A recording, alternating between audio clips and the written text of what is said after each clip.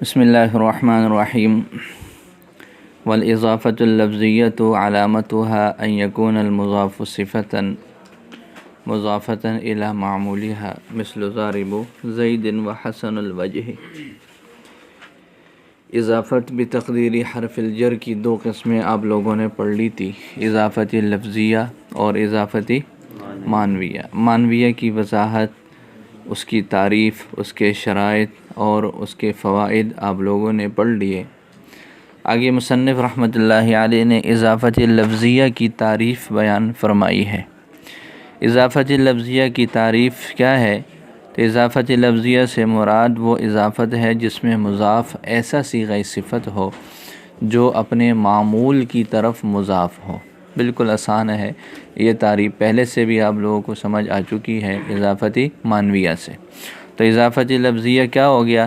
ایسا صیغہ صفت جو اپنے معمول کی طرف مضاف ہو۔ لہٰذا اگر صیغہ صفت ہی نہیں ہے یا پھر صیغہ صفت تو ہے لیکن وہ اپنے معمول کی طرف مضاف ہو نہیں ہے تو پھر وہ اضافت لفظیہ نہیں ہوگی بلکہ وہ معنویہ کی صورت بن جائے گی۔ واضح ہے نا؟ والاضافت واللفظیۃ، اللفظیہ سے پہلے اس کا موصوف محذوف نکالا ہے۔ والاضافت اللفظیۃ، اور اضافت لفظیہ، علامتها یہ مبتدا ہے اور پھر آگے ان یکون علامتها ان یکون صفتاً، یہ پھر اس کی ترکیب کے لیے یہ عبارت نکالی ہے۔ تو اس کی علامت یہ ہے کہ وہ مضاف کیا ہو؟ صفت ہو۔ لہذا صفت یہ قید ہے، احتراز ہو جائے گا اس صورت سے۔ اما اذا لم یکن صفتاً، یہاں پر مضاف ہونے والا کلمہ وہ صیغہ صفت نہ ہو، جیسے غلام و زیدن ہے، اس کا جو ہے وہ احتراز ہو جائے گا۔ مضافتاً الی معمولها، اپنے معمول کی طرف مضاف ہونے کی حالت میں، یا ایسا صیغہ صفت جو اپنے معمول کی طرف مضاف ہو۔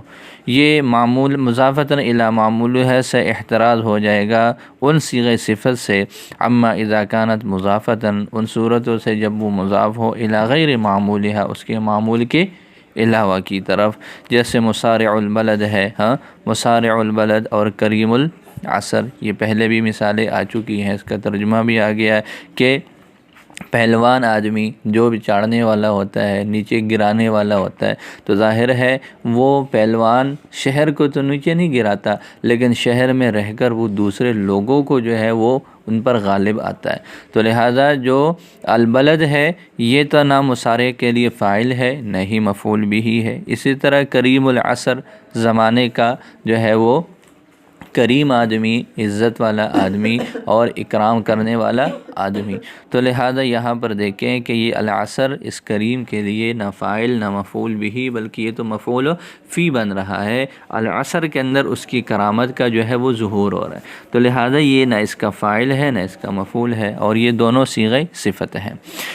احترازی مثال دی ہے ضارب و زید کی۔ ضارب یہ اسم فاعل ہے جو مضاف ہو رہا ہے اپنے معمول مفعول کی طرف، صیغہ صفت مضاف ہے اپنے معمول مفعول کی طرف۔ اور حسن الوجہ، یہ حسن یہ بھی صیغہ صفت ہے، صفت مشبہ ہے، الوجہ اس کا فاعل ہے، تو یہ اپنے فاعل کی طرف اس کی اضافت ہو رہی ہے، جیسے ضارب زید من قبیل اضافت اسم الفاعل، اسم فاعل کی اضافت کے قبیل سے ہے اپنے معمول کی طرف۔ اور دوسری مثال ہے حسن الوجہ، یہ قبیل اضافت صفت المشبہ تھی، یہ صفت مشبہ کی اضافت کے قبیل سے ہے الی فاعلها، اپنے فاعل کی طرف۔ جی تعریف کی سمجھ آ گئی؟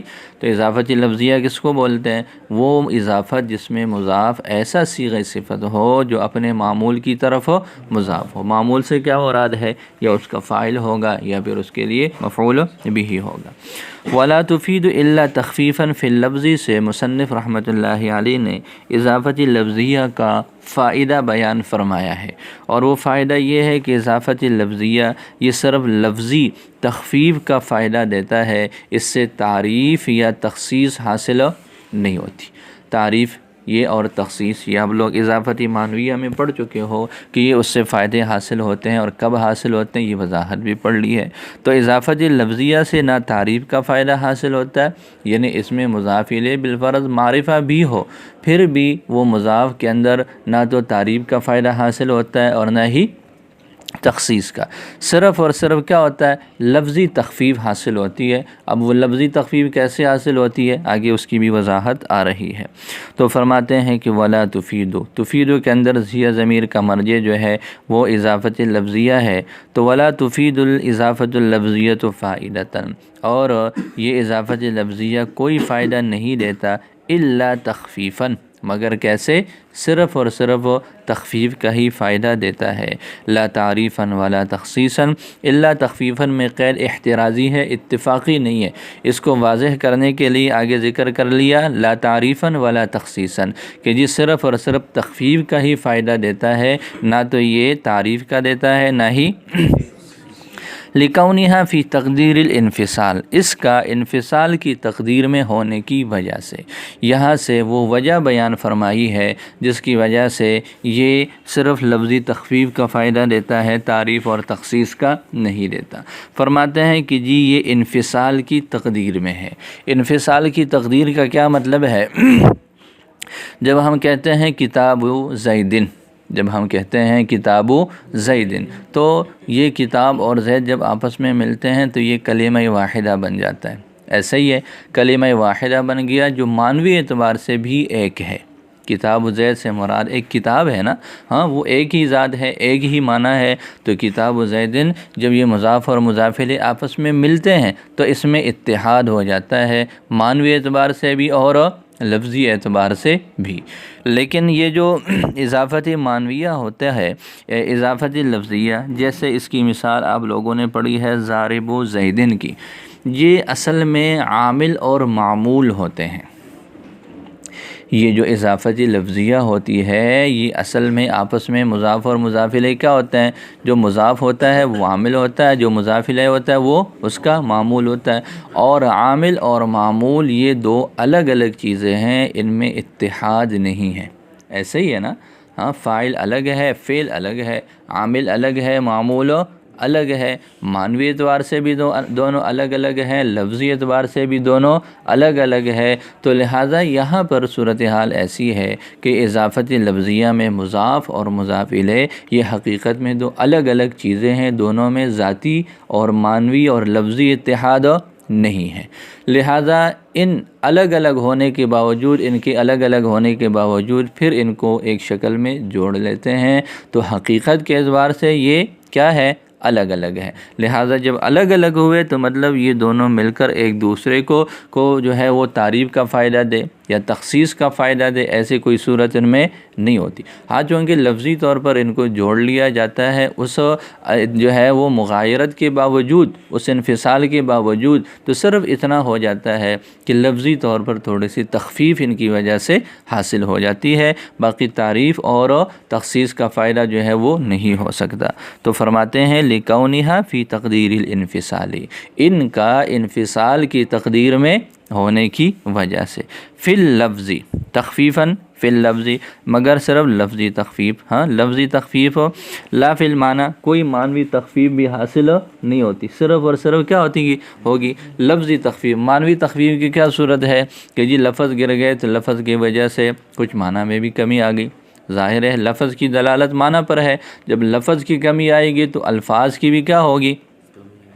جب لفظ کی کمی ہوگی تو معنی کی بھی کمی ہوگی، ہاں تو لہٰذا یہاں ایسی کوئی صورتحال نہیں ہے، صرف لفظی تخفیف تو ہوگی، لیکن لفظی تخفیف کی وجہ سے کوئی معنی پر بھی اس کا اثر ہو اور معنی کے اندر کمی آ جائے، ایسے کوئی بات اس میں نہیں ہوگی، تو اس کا تعلق صرف اور صرف کس کے ساتھ ہے؟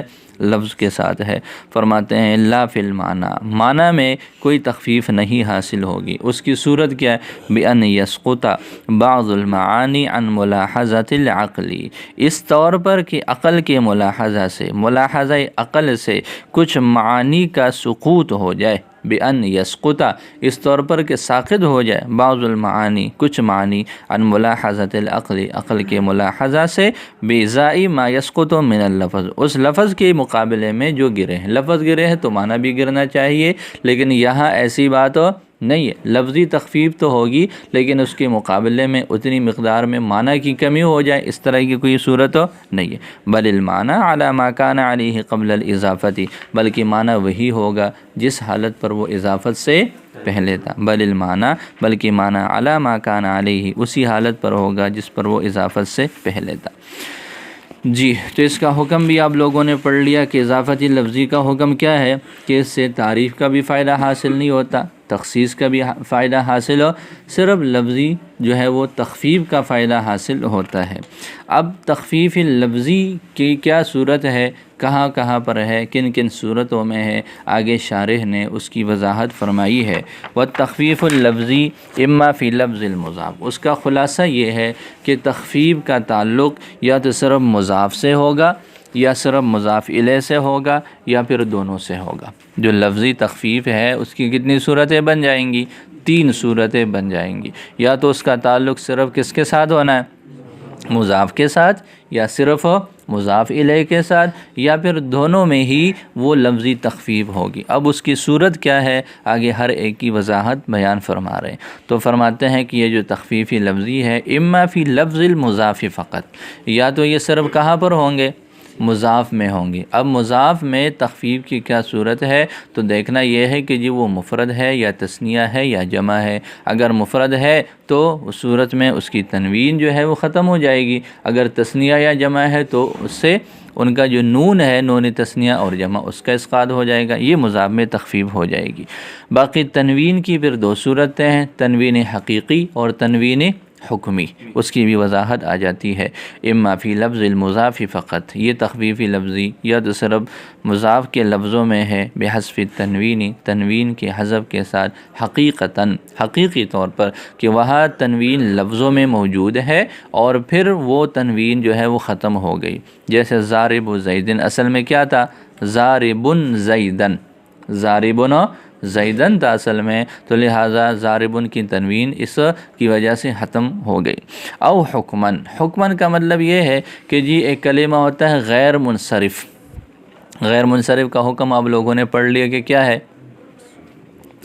بولو، کسرہ اور تنوین اس کے اوپر نہیں آتی، تو لہٰذا اگر بالفرض کوئی غیر منصرف کلمہ مضاف ہو رہا ہو، آگے اس کا مضاف الیہ ہو تو اس پر تنوین تو ہونی نہیں ہے، لیکن یہ حکماً جو ہے یہاں پر تنوین کا اسقاط پھر بھی ہو جاتا ہے۔ وہ کیا؟ وہ یہ ہے کہ جی یہاں پر اگر یہ تنوین کی شکل میں ہوتا تو تنوین نے کیا ہو جانا تھا؟ گر جانا تھا، لیکن اس عارضے کی وجہ سے یہاں تنوین ظاہری طور پر ہے نہیں، تو لہٰذا اس کا اسقاط بھی نہیں ہو رہا، لیکن یہ ہے کہ یہ حکماً اس کی حکم میں آ جائے گا۔ او حکماً، یا پھر وہ حذف تنوین کیا ہو؟ حکماً ہو، جیسے حواج بیت اللہ۔ تیسری صورت یہ ہے او بحذف نون تثنیتی والجمع، یا پھر نون تثنیہ اور جمع کے حذف کے ساتھ، جیسے ضاربا زیدن، ضاربو زیدن، اصل میں کیا تھا؟ ضاربانی اور ضاربونا، لیکن نون جو ہے وہ اضافت کی وجہ سے گر۔ تو پہلی صورت یہ ہے کہ تخفیف کا تعلق صرف مضاف کے لفظوں کے ساتھ ہو، اور اس کی صورت بھی پڑھ لی کہ یا تنوین کا حذف ہوگا یا پھر نون تثنیہ اور نون جمع۔ وَإِمَّا فِي لَفْظِ الْمُضَافِ إِلَيْهِ سے دوسری صورت بیان فرمائی ہے کہ تخفیف کی دوسری صورت یہ ہے کہ صرف مضاف الیہ میں تخفیف ہو، مضاف میں نہ ہو۔ اس کی صورت کیا ہے؟ اس کی صورت یہ ہے کہ جی بعض مرتبہ ایسے ہوتا ہے کہ مضاف الیہ میں ضمیر ہوتی ہے ظاہری طور پر، مضاف الیہ میں ضمیر ہوتی ہے، جس کو ہم نے مضاف الیہ بنانا ہے اس میں کیا ہوتی ہے؟ ضمیر ہوتی ہے۔ تو جب ہم اس کو مضاف اور مضاف الیہ بناتے ہیں تو مضاف الیہ سے اس ضمیر کو ختم کر کے اس کو جوڑ لیتے ہیں آگے مضاف کے ساتھ، صیغہ صفت کے ساتھ۔ صیغہ صفت کے اندر اب وہ ضمیر ہوتی ہے اور مضاف الیہ سے جو ہے اس کو خالی کر لیا جاتا ہے۔ جیسے اس کی مثال کیا ہے؟ قائم الغلام، کیا ہے؟ القائم الغلام۔ القائم الغلام اصل میں یوں تھا القائم غلامہ، اصل جو ہے جس نے ہم نے القائم الغلام بنایا ہے اس میں کیا ہے؟ القائم الغلام، دیکھیں مضاف پر بھی الف لام داخل ہے، ہاں تو یہ اضافت لفظیہ ہے، اور اضافت لفظیہ میں ایسے ہوتا ہے کہ جی مضاف پر بھی الف لام داخل ہو جاتا ہے، اس کی وجہ سے پریشان نہیں ہونا۔ تو القائم الغلام ہے، یہ ایک اضافت لفظی کی جو ہے وہ مثال ہے۔ اس القائم الغلام کی جو اصل ہے وہ یوں ہے القائم غلامہ، القائم غلامہ، یہ جو ہو ضمیر ہے اس کو غلام سے حذف کر لیا گیا، اور القائم کے اندر یہ ضمیر پوشیدہ کر دی گئی، اس کا استتار کیا گیا، لہٰذا جب اضافت کی گئی قائم کی طرف تخفیف کے لیے تو کیا ہو گیا، صرف مضاف الیہ کے لفظوں میں۔ اب دیکھیں القائم پر الف لام پہلے سے جو ہے وہ داخل ہے تو تنوین نہیں ہے، تنوین تو القائم الغلام کے اندر جو قائم سے تنوین گری ہے، یہ تنوین کیوں گری ہے، اضافت کی وجہ سے یا الف لام کی وجہ سے، الف لام کی وجہ سے، تو مطلب مضاف کی ذات میں کوئی تبدیلی نہیں آئی، صرف مضاف الیہ میں تخفیف ہوئی ہے۔ وَإِمَّا فِي لَفْظِ الْمُضَافِ إِلَيْهِ، دوسری صورت یہ ہے کہ یا تو صرف مضاف الیہ کے لفظوں میں ہوگا بحذف الضمیر، ضمیر کو حذف کر لینے کے ساتھ، واستتارہ فی الصفت، اور صفت میں اس کو مستتر کر لینے کے ساتھ، جیسے کالقائم الغلامی کان اصلہ، اس کی اصل یوں تھی کہ القائم غلامہ، حذف الضمیر من غلامہ، غلامہ سے ضمیر کا حذف کیا گیا، واستتر فی القائم، قائم کے اندر اس کا استتار کیا گیا، واضیف القائم الیہ، اور قائم کی اس کی طرف اضافت کر لی گئی، للتخفیف فی المضاف الیہ فقط، صرف مضاف الیہ میں تخفیف کے لیے۔ جی دو صورتیں ہو گئی۔ اب تیسری صورت یہ ہے کہ دونوں میں یوں مضاف میں بھی تخفیف ہے اور مضاف الیہ میں بھی تخفیف ہے، اس کی صورت یہی ہے کہ جی مضاف سے تنوین کا حذف ہو اور مضاف الیہ سے ضمیر کا حذف ہو، جیسے اس کی مثال کیا ہے، قائم غلام، قائم الغلام، القائم یہاں پر بغیر الف لام کے ہے، تو قائم الغلام اس کی اصل یوں تھی قائم غلامہ، قائم، قائم ایک صیغہ صفت ہے، غلامہ اس کا جو ہے وہ معمول ہے، اب ان کا آپس میں اضافت کی گئی تو یوں کہہ دیا گیا قائم الغلام، کیا کہا گیا، قائم الغلام۔ اب قائم الغلام میں دیکھیں کہ غلامہ کی ضمیر اب ختم ہو گئی اور قائم کی تنوین بھی ختم ہو گئی، تو قائم سے تنوین اور غلامہ سے اس کی ہو ضمیر کا حذف کیا گیا، تو دونوں میں ہی تخفیف ہو گئی۔ وَإِمَّا فِي الْمُضَافِ وَالْمُضَافِ إِلَيْهِ مَعًا، اور یہ تخفیف لفظی یا تو مضاف اور مضاف الیہ دونوں میں ایک ساتھ ہوگا، جیسے زید قائم الغلام، اصلہ اس کے اصل قائم غلامہ ہے، فالتخفیف فی المضاف، لہذا مضاف میں تخفیف بحذف النون، نون کو حذف کر لینے کے ساتھ ہے، وفی المضاف الیہ، اور مضاف الیہ میں بحذف الضمیر، ضمیر کے حذف کے ساتھ ہے، واستتارہ فی الصفت، اور صفت میں اس کے استتار کے ساتھ ہے۔ بیٹھ جاؤ جی، تو یہ آپ لوگوں نے پڑھ لیا اضافت لفظیہ کا فائدہ۔ اضافت لفظیہ کس کو بولتے ہیں کہ جس میں مضاف صیغہ صفت ہو، اپنے معمول کی طرف مضاف ہو، اس کا فائدہ کیا ہے، صرف لفظی تخفیف ہے۔ اس سے تعریب کا فائدہ یا اس سے جو ہے وہ تخصیص کا فائدہ حاصل نہیں ہوتا، لہٰذا یہ تین باتیں یہ یہاں پر ثابت ہو گئی۔ اضافت لفظیہ کس کا فائدہ دیتا ہے، لفظی تخفیف کا، اس کا وجوب ہے، اور تعریف کا انتفاع ہے، اور تخصیص کا انتفاع ہے۔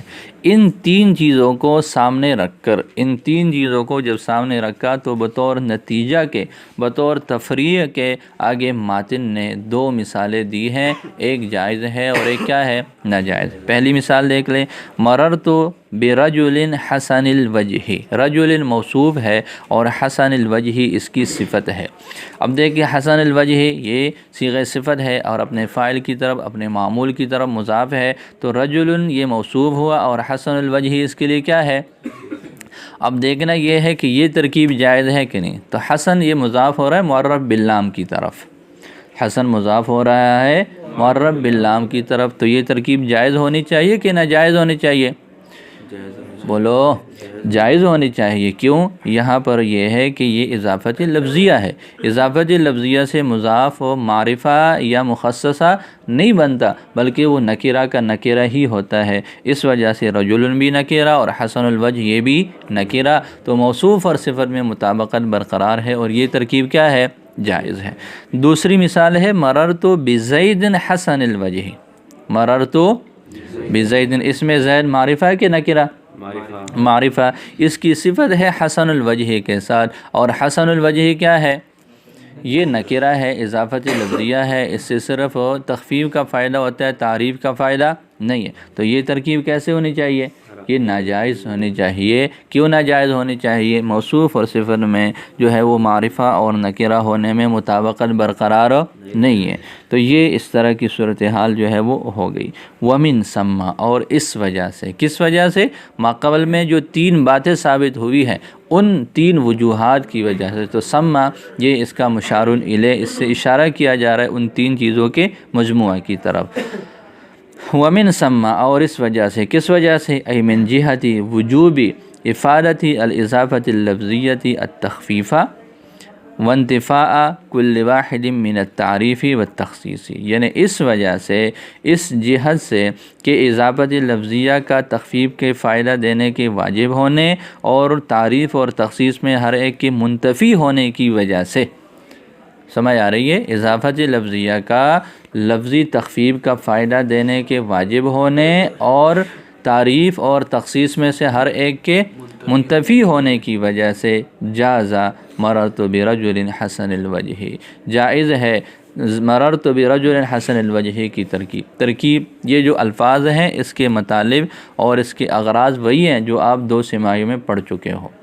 جیسے اب یہ جازہ ہے تو جازہ کے لیے فاعل چاہیے، فاعل کی جگہ پر مررت برجل حسن الوجہ ہے، پورا جملہ ہے تو فاعل تو مفرد ہوتا ہے اور پورا جملہ یہاں پر فاعل کی جگہ پر واقع ہے، تو شارح نے کیا کیا؟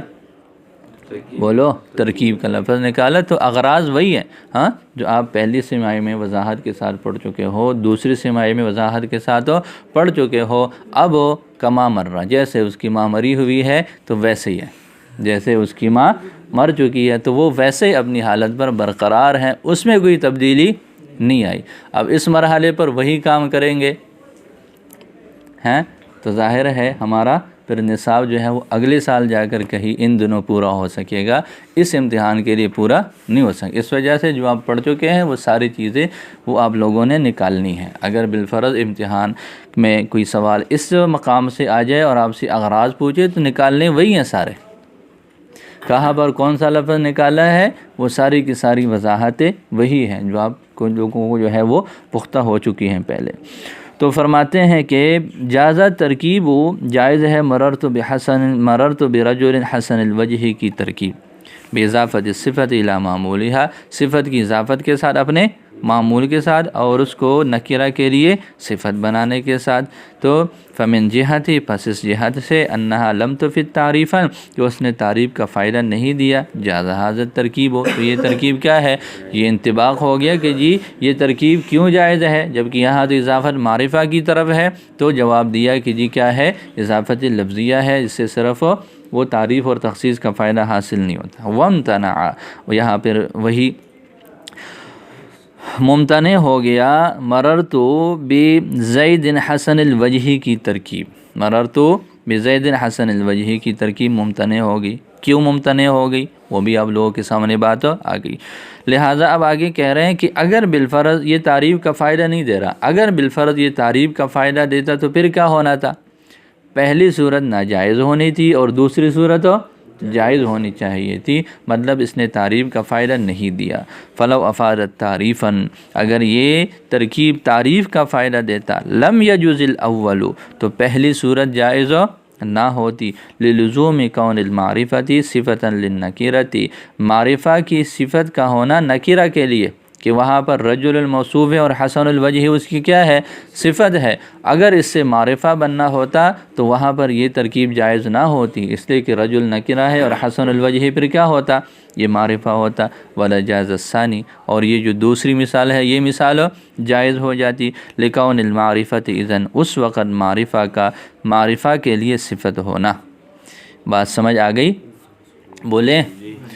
والمراد سے ایک اعتراض ہے، اور وہ اعتراض کیا ہے؟ اعتراض وہی ہے جو آپ لوگوں کو بتایا ہے کہ سما سے مراد وہاں پر 3 چیزوں کا مجموعہ ہے۔ نمبر 1 اضافت لفظیہ کا لفظی تخفیف کا فائدہ دینا، اور تعریف کا منتفی ہونا اور تخصیص کا منتفی ہونا۔ جب ان 3 چیزوں کو سامنے رکھ کر نتیجہ نکالا ہے اور مثالیں بطور تفریع کے دی ہیں تو ان تفریعات میں ان 3 باتوں کا اثر ہونا چاہیے۔ سمجھ آ رہی ہے؟ یہ ان 4 لوگوں کے کام کا نتیجہ ہے، یہ ان 4 کے کرتوتوں کا نتیجہ ہے۔ تو جو ان کے جو ہے وہ اعمال ہیں، جو ان کے کرتوت ہیں، ان میں سے پھر ہر ایک کا ذاتی اثر ہوگا کہ نہیں ہوگا؟ بولو۔ تو جب آپ یوں کہتے ہیں من ثم، ان تین وجوہات سے، ان تین وجوہات کی وجہ سے یہ مثال جائز ہے، یہ ناجائز ہے، تو مطلب یہ ہوا کہ ان میں سے ہر ایک مثال کے جائز ہونے میں بھی اور ناجائز ہونے میں بھی ان تینوں باتوں کا کیا ہونا چاہیے؟ اثر ہونا چاہیے۔ لیکن ایسی بات تو ہے ہی نہیں۔ دیکھیے اس میں صرف تعریف کے ہونے یا نہ ہونے کی بات ہے۔ ایسے ہی ہے نا کہ جی ایک صورت میں معرفہ نہیں ہے، ہاں، اور ایک صورت میں کیا ہے؟ معرفہ ہے۔ ایسے ہی ہے۔ تو لہٰذا تعریف کے انتفاع اور منتفی ہونے کی تو بات ہے، لیکن تخصیص کی تو ان تینوں مثالوں میں، ان دو مثالوں میں کوئی بات ہی نہیں ہے۔ سمجھ آ رہی ہے؟ یہ بات تو ثابت ہو رہی ہے کہ جی لفظی تخفیف کا فائدہ حاصل ہو رہا ہے ان دونوں مثالوں میں، ٹھیک ہو گیا۔ دوسری بات کہ جی تعریف کا فائدہ حاصل نہیں ہو رہا، یہ بات بھی دونوں مثالوں میں پائی جا رہی ہے۔ لیکن تیسری بات کہ تعریف منتفی ہے، اس بات کے بھی ان دونوں مثالوں کے جائز اور ناجائز ہونے میں کیا ہونا چاہیے؟ اثر ہونا چاہیے، پھر جا کر یہ سما کا مشار الیہ تین چیزیں بنیں گی، لیکن یہاں اس کا کوئی اثر نہیں ہے۔ تو اس کا جواب دیا کہ جی یہاں پر ضروری نہیں ہے، یہ لازم نہیں ہے کہ اگر ہم نے سما کا مشار الیہ تین چیزوں کا مجموعہ بنا لیا تو اگلی دو مثالوں میں جو ہے وہ تینوں کا اثر ہونا چاہیے، ایسی بات نہیں ہے۔ تین چیزیں ہیں، دو کا تو اثر ہے نا، دو کا اثر ہے، تو مجازن ہم تینوں پر حکم لگا سکتے ہیں۔ للاکثر حکم الکل، للاکثر والمراد، اور مراد یہ ہے ان المشار الیہ بسما، کہ مشار الیہ سما کے ذریعے سے ہوا مجموع امور ثلاثۃ، وہ تین چیزوں کا مجموعہ ہے۔ وجوب افادۃ الاضافۃ اللفظیۃ التخفیف، اضافت لفظیہ کی اضافت لفظیہ کا تخفیف کے فائدے کا واجب ہونا، وانتفاء التعریف اور انتفاع التعریفی اور یا انتفاع التعریفی اور تعریف کا منتفی ہونا، وانتفاع التخصیصی اور تخصیص کا منتفی ہونا، یستلزم، یہ تین چیزوں کا مجموعہ لازم ہے۔ ترکیب جواز ترکیب الاول، ترکیب اول کے جواز کا، وامتناع الثانی اور ترکیب ثانی کے، ولا یلزم من ذلک، لیکن اس سے یہ بات لازم نہیں آتی کہ وہ تین چیزیں مشار الیہ بن گیا، ان یکون لکل واحد من تلک الامور، کہ ان تینوں میں سے ہر ایک کے لیے دخل ہو فی ذالک الاستلزام، اس لزوم میں، ہاں، وہ اس لزوم میں اس کا جو ہے وہ کوئی دخل نہیں ہونا چاہیے کہ ایک کا جائز ہونا لازم آ رہا ہے اور ایک کا ناجائز ہونا، اس جو ہے وہ الزام میں، استلزام میں ان تین چیزوں کا دخل ہو، یہ کوئی ضروری نہیں ہے۔